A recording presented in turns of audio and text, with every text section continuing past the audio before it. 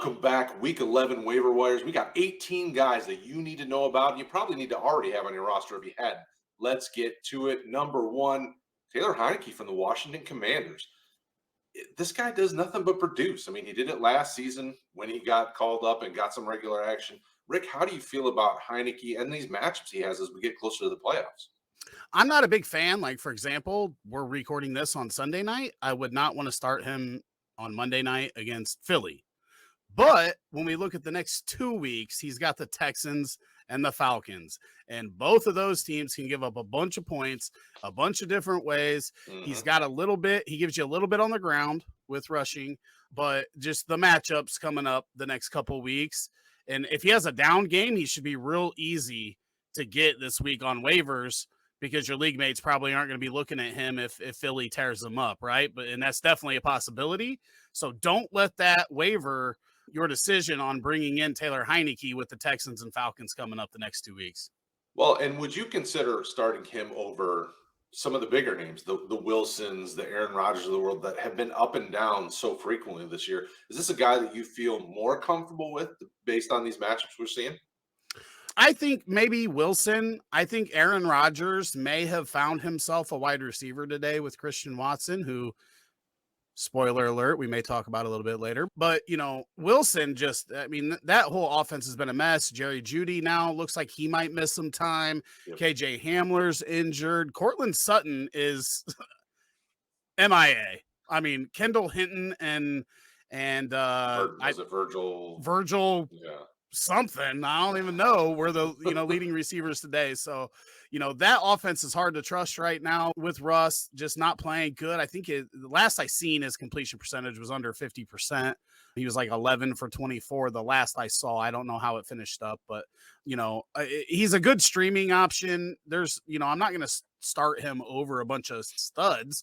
But if you're somebody that's streaming quarterback or has a quarterback on bye one of the next couple weeks, then I think Taylor Heinicke's a fine guy to fill in there and get you 15 to 20 points. Well, and the reason I pose that question is a lot of our viewers are going to be having to consider this guy because they've got Russell Wilson, maybe the Matt Staffords of the world, guys that are either injured or underproducing. And it's like, okay, do you really start your studs? Well, what if your studs are failing you this year? Well, I mean, they're not really studs anymore, right? We're far enough into the season where we know if our studs are duds, right? And yeah, they can still have big weeks. Russell Wilson could still put up a 30 bomb in a week. Like he's not necessarily not talented, but it's just not working for them right now, whatever it may be. Matt Stafford is obviously not right. He hasn't been right all year, and that offense is struggling. So, those guys I can see. These are guys that were studs in the past, but they have not been studs this year, 10 weeks in. So, those guys just don't count as my studs anymore. The studs would be the Justin Fields and obviously Josh Allen's, who, we didn't even know if he was going to play today. And then he puts up a bunch of fantasy points and a crazy game. So yeah, those guys, I could see starting him over those guys, but you're playing the Tuas, the Fields, the Murray, if he plays, and those types of guys. But, the older aging guys, the Tom Brady's, the, Aaron Rodgers, Matt Stafford's, and those guys are in that conversation. I probably still start Tom Brady and Aaron Rodgers over him. But, I could see somebody saying, hey, I'll take a little bit of this rushing upside in bad matchups against the Texans and Falcons. Like today against the Texans, I wanted all the Daniel Jones. I didn't think he would put up like 30 points or anything, but I figured it was a safe play in that 15 points to 20 point range. And I'm fine with that, especially picking somebody up off the waivers. 100%. All right, next up, guy came back from injury and produced pretty well. Ryan Tannehill from the Tennessee Titans had a good game this week. Got you a couple touchdowns, even had probably a point or so rushing wise. What are you thinking about Tannehill? Are you feeling good about what's to come for him in this Tennessee offense? I just feel safe with Ryan Tannehill, right? We're probably not going to get the 30-point bomb out of him, but he's an efficient quarterback. He puts the ball in the end zone, and he is one of those quarterbacks that he doesn't run a lot. He's not going to run a bunch of design quarterback runs, but he does get some touchdowns at the goal line. So he does have the opportunity to get you into the end zone that way. And if he gets you a rushing and 2 passing touchdowns, you're fine. This is a guy that I feel like you can start every week. There's going to be some duds, but I feel safe with Ryan Tannehill. And if Treylon Burks, improves here towards the back half, kind of like what we've seen from Christian Watson today, then that gives him that reliable target outside of an aging Robert Woods and Westbrook, Ikeen, and some of those guys. So I just think Tannehill's a safe play, and because he was injured, obviously his roster ship is way down from where we would expect. I would expect that he was probably in the 80%, 90% range when the season started. Because he was out a couple weeks, I think people were excited about Malik Willis and dropped Ryan Tannehill. And what we saw from Malik Willis was that he's not ready yet. Play stupid games, get stupid prizes. Yep. So here's Tannehill, safe play, guy that I feel like I can put in there and play every week and just live with what production we get. For sure. All right, next up, Deshaun Watson. Now, obviously, not back yet. Will be for the December 4th game against Houston. But this is a guy that, as you can see here by the ownership numbers, we've been bringing him up for a few weeks now. If you have the spot, if you're in need of a quarterback that could give you a huge boom come playoff time, why not target Watson? What else do you have about Watson? What makes you feel excited or comfortable maybe targeting him as a stash for the next few weeks? Yeah, it's if he comes back and plays the way he did, he's been a top 5 quarterback like every season in his career that he played. It might start off a little bit slow, but in the playoffs, especially if you're a team that is streaming quarterback right now and doesn't really have that figured out, then you should find a way to get him on your roster, because if he does come back and he plays well, then he's somebody that you just put in and don't worry about the rest of the year. Obviously, last week I did have the graphic was wrong. I spoke wrong. I was thinking he was coming back in week 11. Obviously, his suspension ends in week 11. Then they have a bye week, and then he comes back in week 13. So you got to hold him for a few weeks, but you got to get him before everybody else does. And we can see that he's available in 70% or more leagues on each platform. The skill is not in question, right? We've never questioned that with Deshaun Watson. It's just how is his head going to be, and is he going to be able to knock off the rust quick? But yeah, he could end up being a top 5 quarterback the rest of the season because we've seen that from him. Easily. Yep. All right. Next up, we're talking running back. So Kyren Williams came back from injury and got involved. Wasn't eye-popping, but he got involved in the passing game, which is going to be big as we hit this home stretch because the Rams need something. Akers carried the ball 6 for 22. It really wasn't much to write home about. And the rest of that offense was just as unexciting. Now, obviously, different quarterback, but this was promising. We talked about maybe Williams could come back and give you some juice towards the playoff push. After seeing what happened today, how do you feel about him? Are you still in the same spot, Rick? It's the same. We didn't expect him to come back and just get a bunch of touches, but Cam Akers is not improving his stock with the Rams at all. Henderson is just another guy. He did find the end zone again this week, I think. But Kyren Williams is at minimum going to have opportunity catching the ball out of the backfield. And as we see, he only had 1 attempt, but it was for 9 yards. He may be the most efficient back and the best pass catching back that they've got. And, we would hope to see down the stretch this Rams offense improve. And if he gets a bunch of work, then he's going to be big. So obviously, like we've mentioned, he's just a stash right now. You're not expecting him to come in over the next couple of weeks and put up a bunch of numbers. But what you want to see over the next couple of weeks is him go from 4 touches to 8 touches to 12 touches.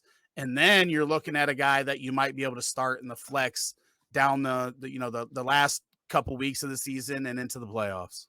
Absolutely. All right. Next up is a guy that's been getting a little bit more action. That's Isiah Pacheco from the Chiefs. This week, obviously, nearly 20 touches. You got your 16, but he's been getting consistent action throughout the season. And it's been up and down at times, but they're using him a lot more in the running game than they are in the passing game. But he did get a couple targets over the last month. I think it was only like 3, if I remember correctly, total. But this team needs a running back. CEH has just not been doing it. And, another guy that we'll be talking about is getting involved in the passing game, but they still need the guy to run the ball. And Pacheco looks like he can give you a good 10 to 15 carries a game. It looks like he can handle that workload without any trouble. How do you feel about Pacheco moving forward in this offense? I mean, it's tough because in PPR leagues, he's not getting receiving work. He's only got 3 targets on this season. He did catch all 3 for 13 yards. But, I really like my running backs, especially if they're not the only back or the main back in their backfield to also get receiving work. But the thing is the running back in this offense still has multi-touchdown upside every week because Kansas City's offense is so good. Mhm. And, this week it might be 16 for 82 and no touchdowns, but next week it might be 16 for 70 and 2 touchdowns. Right. And, that's just what you're looking at here. And if he does start getting more involved in the pass game, then he could just take off. He's been efficient. Mhm. He's got great speed and he's in a great offense. So, the rostership is weird how when you look at all the 3 sites, 24.3 and then Yahoo 44 and then Sleeper 56, it's kind of all over the board. So, there's a good chance that he's available in your league. Yeah, for sure. All right, next up is his running mate. So this is the guy that is getting all of the receptions. So he's getting targeted every week. I mean, when you look at him now, he's had some weeks where he's been low, 1 or 2 targets, but most weeks he's getting you, between 3 to 6 targets. And that's big because he's got, the issue has never been the burst and the acceleration. And this is a big play threat waiting to happen. Injury has always been his issue. I mean, it was his issue all throughout his career. So he's looking healthy. This team's using him as their pass catcher. So that gives you some value in your running back slot. Rick, how do you feel about McKinnon? Are you comfortable with him as a flex, or is he just a depth guy at this point? I think that he is a fine flex for bye weeks. Same, with Pacheco, who we just talked about, but he's not going to get enough carries now. So now we're talking about, probably 10 to 12 points, probably, a solid 7 to 8 point floor because of the receptions. And they're throwing the ball a lot, right? 65 times last week. I don't know exactly how many times they threw it this week, but I'm sure they've thrown it about 110 times the past 2 weeks. So he's out there catching passes. It's not the most comfortable thing to do, putting Jerick McKinnon in your lineup, but he could catch 2 touchdown passes on any given week from Patrick Mahomes just because of the way this offense works and how powerful it is and how many red zone opportunities they get. But right now, when you look at the running back waivers, that's you're really there's Scratching. really slim pickings for guys that are going to get a lot of work.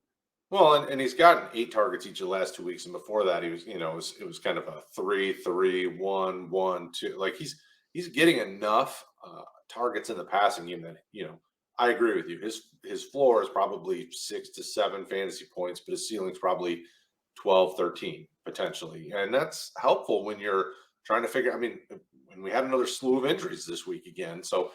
With all these injuries, with the bye weeks, a guy like this could give you a nice, solid double-digit fantasy point week and help keep you competing for that playoff spot, which is huge at this point in the year. All right, so next up, we're going to go Jaylen Warren from the Pittsburgh Steelers. Now, this is a guy that everybody knows Najee, and a lot of people have started talking about Jaylen, but this guy seems to be more efficient with his opportunities than Najee's been. Najee needs the volume.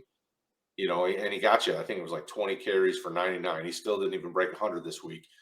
How do you feel going into your lineups, trying to figure out Najee, Jaylen? What are you doing with this Pittsburgh situation? And how do you feel about Warren going forward? I mean, I don't love the Pittsburgh situation. We talked about it this morning on the Boomer Bust show.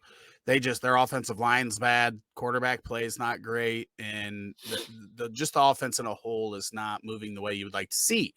But again, when you have running backs getting 20 touches like Najee, he goes in your lineup, right? When you got a guy like Jaylen Warren who is eating into that workload and getting the receptions that we expected Najee to get, 12 touches can, get you a fine flex production. 12 touches for 77 yards, hasn't found the end zone yet this year. But again, not only is he a potential flex play, but if Najee would go down and miss time, now this guy's getting 16 to 20 carries, 3 to 5 receptions, and is a league winner down the stretch. So you're getting somebody with standalone value the way he's getting worked into this offense, Plus, you have a player that could end up going to the moon if something happened to the running back ahead of him. Don't say that. I need Najee in most of my leagues. Oh, all right. So next up is a guy that has been taken over, Rachaad White from the Bucks. Leonard Fournette hasn't really looked off. I mean, he doesn't look like he's lost a step, but Rachaad White looked really good this year so far. When given an opportunity, he's really starting to excel and take a bigger workload in this Buccaneers offense.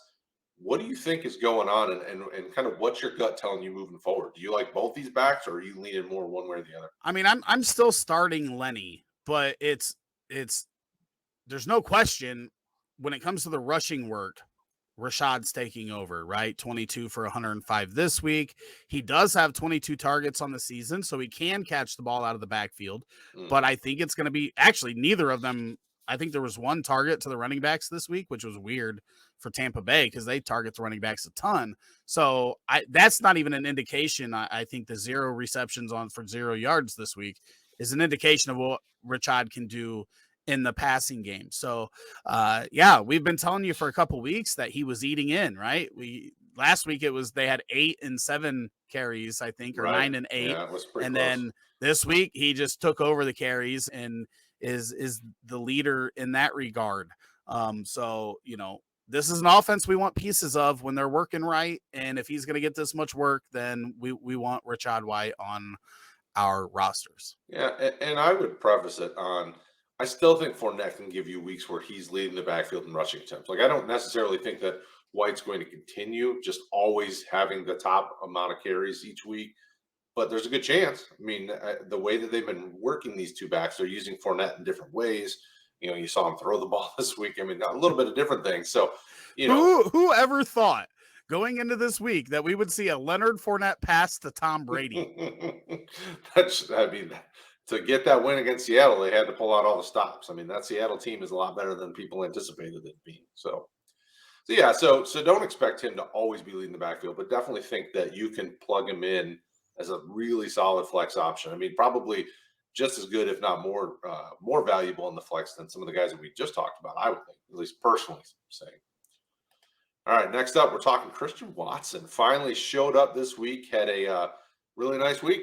Got 3 touchdowns, 107 yards. I actually, in one lineup, I was struggling who to play, and I just plugged him in. I was like, why not? Let's see what happens. It was a good week. I mean, I will say that he's had trouble with drops this week, which we talked about pre-show. I don't know what to expect from him going forward. I don't know if I feel comfortable with him after this week, or was it just dumb luck? I mean, what are you thinking, Rick? He gets open. I mean, he's fast, he's big, he gets open. He just hadn't converted these before, right? I mean, think about the first play of the season. He had a 75-yard touchdown that just went through his hands. And he's had to earn Rodgers' trust throughout the season. And he had 2 drops early in the game today, and then he just went ballistic. And I think that a game like this will help you earn a little trust from Aaron Rodgers. So there's a reason why they took him early in the draft this year, and they need somebody to step up big time, right? Like Allen Lazard, we talked about it this morning, is not a guy, like he's produced fantasy-wise with Aaron Rodgers, but he's not the guy that you think is like as a stud, right? As a stud wide receiver. And Watson has a chance to be a stud wide receiver. He needs to get the drops in control. That's something that people had worries of coming into the league, and it's kind of played out that way early in his career. But if he figures that out, he's going to be big down the stretch because they need a wide receiver to step up big time. Absolutely. All right, next up, Darius Slayton from the Giants. This is a guy that we mentioned earlier on. We've mentioned him before this week's episode, but he's continuing to get involved in this offense. Looks like probably their most consistent receiver, and at least at this point, a veteran receiver that you can stash, you can use in a pinch in your flex. I mean, I'm feeling solid about him moving forward. Where are you at with Slayton? I mean, you can play him every week. He's the big play threat for this team. He's not going to get the target share that a lot of other big play threats get because one, they're not going to throw the ball when they don't need to. And two, Wan'Dale Robinson seems to be that safety net for Daniel Jones. But his problem, Darius Slayton's only problem has ever been drops as well, right? Like he's had that issue in his past.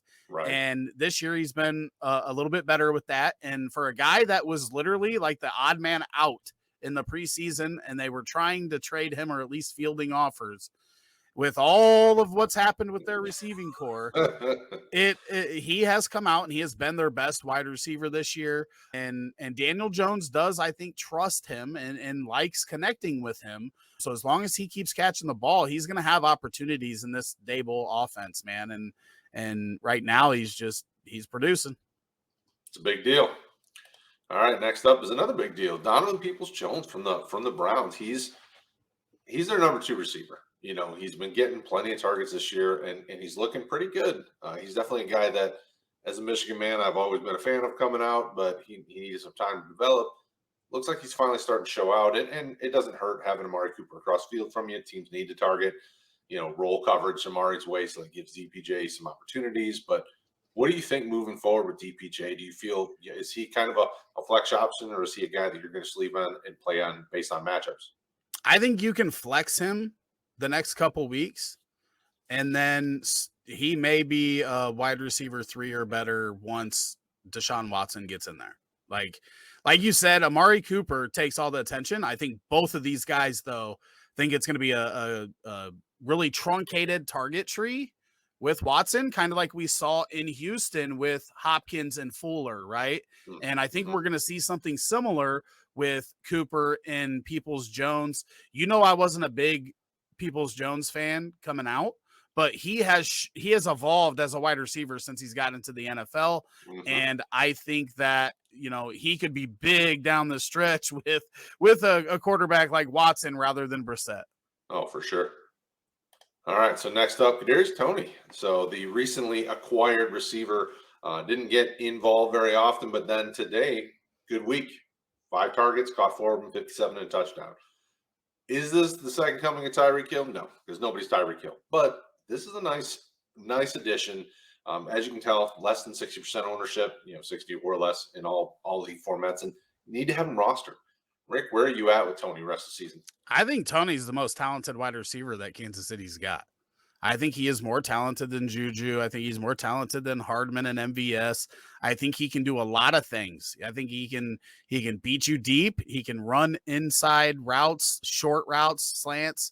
He can beat you all over the field. And that's what they don't have, right? Like Juju's not beating you deep very often. He's a chain mover. And Hardman has got better at being somebody that can run some slants and gets you some short passes, but it's not his thing. Hurt. His thing is beating you deep, and he's hurt.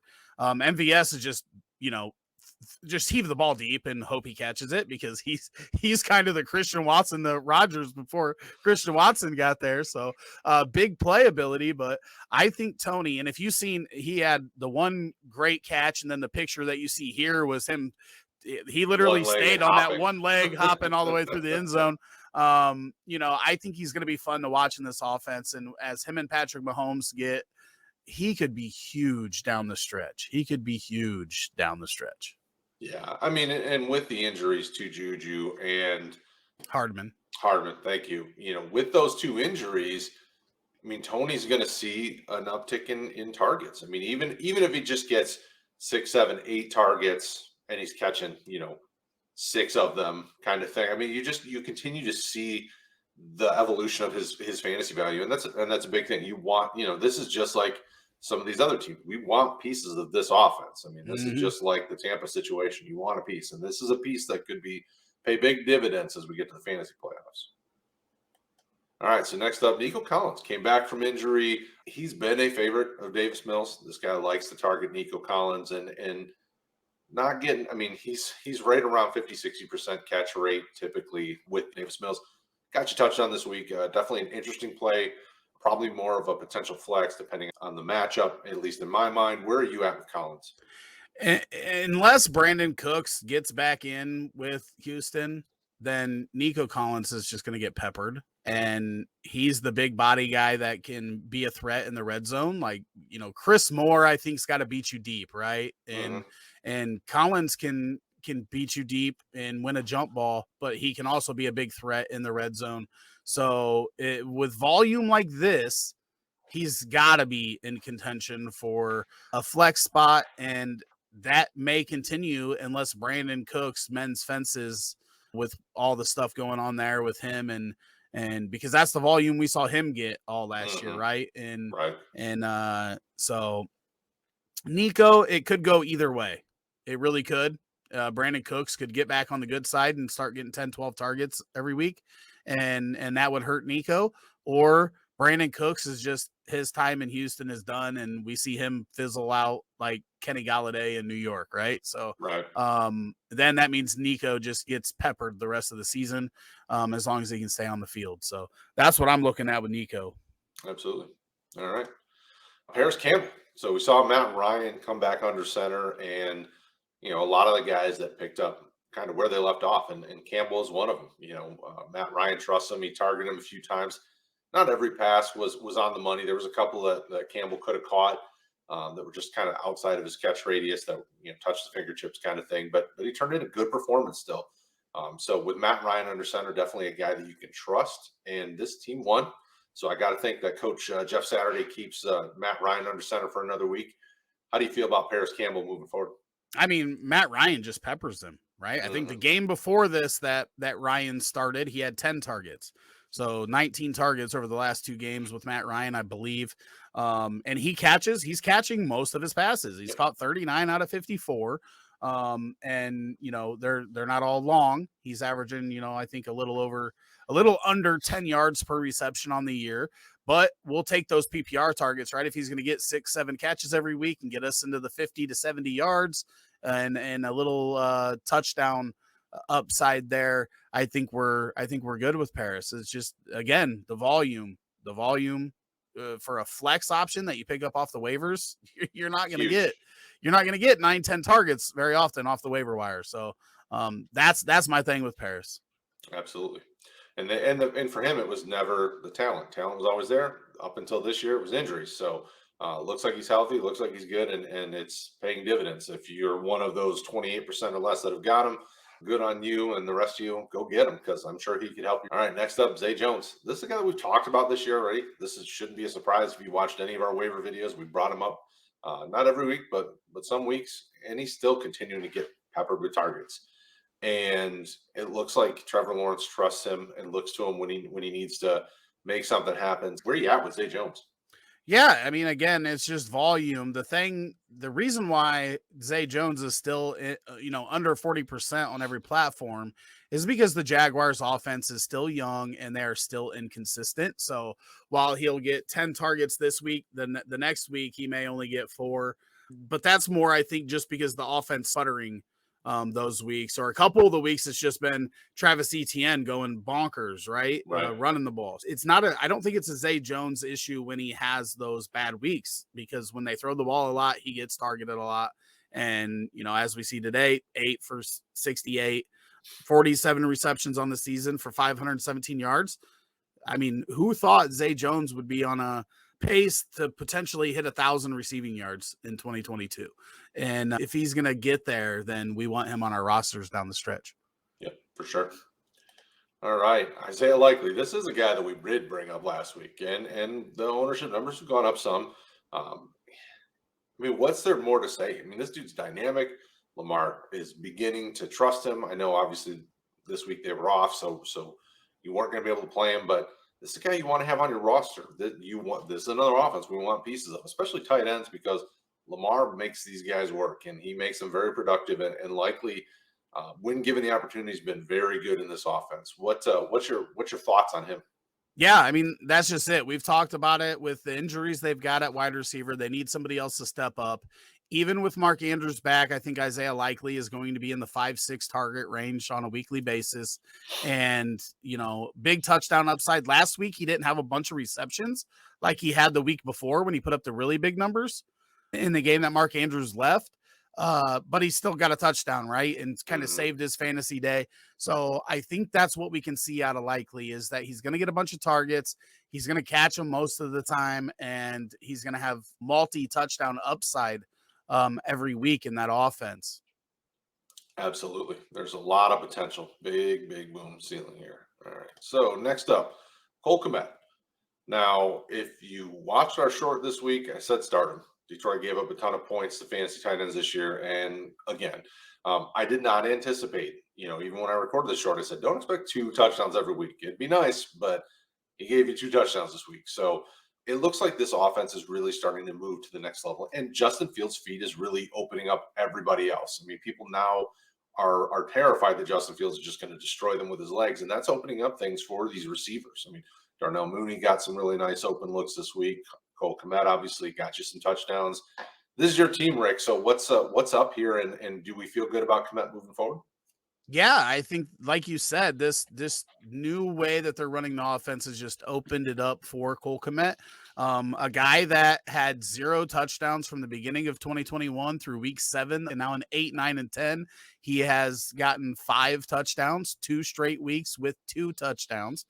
And, today was kind of different. It wasn't just a red zone play. There was a big play in there that where he just got wide open. And it's literally because of Fields' legs. But Kmet, we've been waiting for this. And obviously, in his 3 years, he has had multiple head coaches, multiple offensive coordinators, multiple quarterbacks, all kinds of quarterbacks. I mean, this year it's just been Fields, but Dalton, Foles, and Trubisky year 1. So there's been a lot of movement around him. And as a young tight end, you want to see consistency just like you do at quarterback, because it's a hard position to learn. You're really learning 2 positions. You're learning offensive line and you're learning wide receiver. And that's tough. And now that this offense is more stable and more creative, Cole Kmet is starting to flourish, and I don't expect it to change. I expect him to be in that 5-6 target range every week. And there are going to be games where the Bears don't rush for 250 yards. They've done it more times in a row than any other team in history. But that's going to change, right? They're not going to be able to just continue to run the ball for 225, 250, and they're going to have to throw the ball more. And that's going to, those games are going to be real fun when he gets 12 targets. So I think he's startable all, down the stretch. Absolutely. All right. So Foster Moreau from the Raiders. Now, obviously, we know Waller's probably gone for the rest of the year. I know they put him on IR. He's producing well in this offense. Derek Carr is targeting him and is a guy that you can, if you haven't been able to find a tight end and maybe you just weren't lucky enough to grab one of these other guys that we've mentioned already, Moreau's not a bad option. This offense is going to be throwing a bunch because they're giving up points very regularly. We saw it even against Indy. They were still throwing the ball late into the game, trying to come back.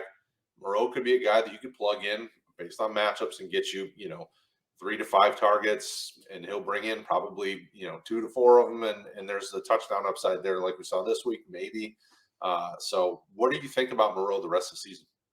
Yeah, I just think, like you said, the Raiders are going to have a lot of in-division games where they're going to have to put up points to win, and they're going to have to throw the ball a ton. Obviously, Jacobs is getting a bunch of work out of the backfield as a pass catcher, but with both Hunter Renfrow and Darren Waller out, it opens up a lot of pass work for Foster Moreau, the Matt Collins of the world, who almost made this list, but we had a bajillion wide receivers.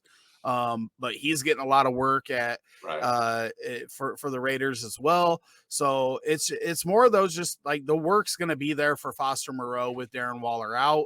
Obviously, it's not going to be Darren Waller type work, but he's probably going to get 4 to 6 targets on most weeks down the stretch. And if you're looking for a tight end and you're desperate for a tight end, this is an offense that could get clicking in the second half. Again, we're talking about another team that had a new offensive coordinator, new coach, new pieces in the offense that, has struggled, kind of like Denver. But there's talent on this team, and they should be better than they have been. And that could change, the last third of the season, and Foster Moreau could be a guy that you can plug in there if you've got somebody on bye week, or just, I mean, literally, we're talking about it. There's like 5 tight ends, and then the rest are guys that you just hope hit that week, right?